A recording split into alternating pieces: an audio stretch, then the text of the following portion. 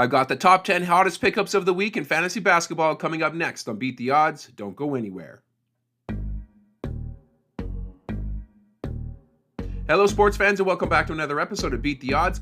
We're going to go over the top 10 hottest pickups ahead of Week 17 in fantasy basketball. If you like the sound of that, be sure to like this video, subscribe to the channel, and ring that notification bell so that way you don't miss an episode.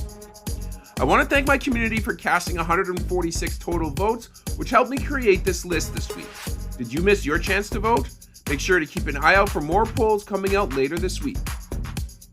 Do you have a burning fantasy basketball question? Ask me on Q.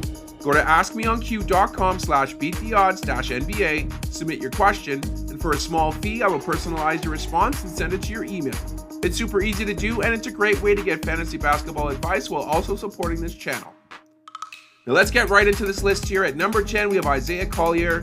Now that we are clear of the All-Star break, it's time to focus on making your fantasy league playoffs. Time to look at shredding some of the washed-up vets, a la Chris Middleton, and pick up some players who are set to earn some very valuable minutes down the stretch. Collier makes a great long-term hold as a primary facilitator on this Jazz squad destined for a last-place finish in the Western Conference. Let's go to number 9. We have Jose Alvarado. Like Collier, Alvarado presents a solid pickup for those looking to get a boost in assists and steals. With DeJounte Murray out for the season after rupturing his Achilles, Alvarado jumps into a 30-minute-a-night role. He came off the bench in the last game against Dallas, but I don't see Kelly Olynyk sticking around too long in the starting lineup. Roll with Alvarado as long as he keeps getting around 30 minutes a night. Moving on to number 8, we have Max Christie.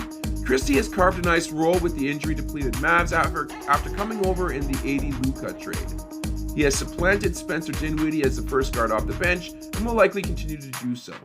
He had the third most minutes behind only PJ and Kyrie in their latest win against the Pelicans. We'll have to see how the rotation shakes up when everyone is healthy, but we are a long ways away from that. Go ahead and play him. Let's go to number 7. We have Donovan Clingan. The main benefactor of Ayton's left calf strain, Clingan will occupy the starting center spot for now. Robert Williams III picked up 28 minutes to Clingan's 17 in their last game, but Clingan still managed 6 rebounds and 3 blocks. I'm hoping to see a relatively even split for minutes between the two until Ayton returns, which would make Clingan and arguably Williams rosterable. Moving on to number 6, we have Toumani Camara. A player on the Blazers that you don't need to worry about, for minutes at least, is Camara. He's the glue guy on defense, a la Tari Eason, and he has been the player on the court the most for the team of late. Truthfully, if you're in a competitive league, you probably won't see Camara on the wire. However, he's only rostered in 37% of leagues at this point. That ownership will be on the rise as we barrel towards the fantasy playoffs. Let's go to number 5. We have Jordan Clarkson.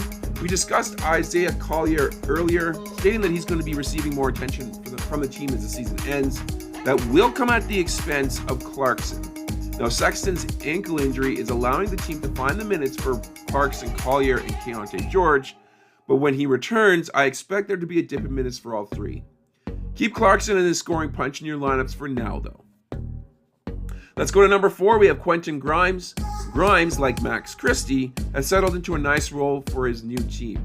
Unlike Christie, Grimes is due for a major bump once the team figures it wants to give up on their disaster of the season.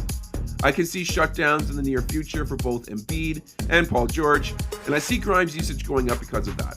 He's woefully under-rostered at 22%, so there's a great chance that you will find him in even the most competitive 10-team leagues. Let's move on to number 3. We have Peyton Pritchard. Pritchard went off for 28 points in the team's 20-point victory against the 76ers, putting the league on notice that he is still one of the front runners for 6th Man of the Year. There are a few guards on the waivers that can put an offensive clinic on like Pritchard, so if you need scoring, he's definitely your guy. He has been useful in rebounding and assists as well, picking up 4 of both on average over the last 10 games. Let's go to number 2. We have Tari Eason. The Rockets are almost whole again, just missing Van Vliet to be back to full strength. Jabari Smith Jr. returned in the team's last game on Friday, but Eason still got on the court for 26 minutes and picked up his quota of 3 stocks. Eason's rebounding is likely going to take a hit with Smith back in the fold, but his hustle is going to make up for that in points and stocks. There isn't a better per-minute player on the waiver wire right now than Tari Eason. And finally, at number 1, we have Alex Sarr. Let's end this list the same way that we started it, by focusing on a player that has all the opportunity in the world to produce to finish out the year. Managers that stuck through the awful shooting percentages are going to be rewarded with a flurry of stocks and three-pointers made, along with solid production across the board. In points leagues, I consider taking him over teammate Chris Middleton, who's rostered in 20% more leagues. And that's going to do it here for this episode. I hope you guys enjoyed it. If you did, please leave a like on the video and subscribe to the channel for more content like this. I'm going to sign off for now, but I will catch you guys on the next episode.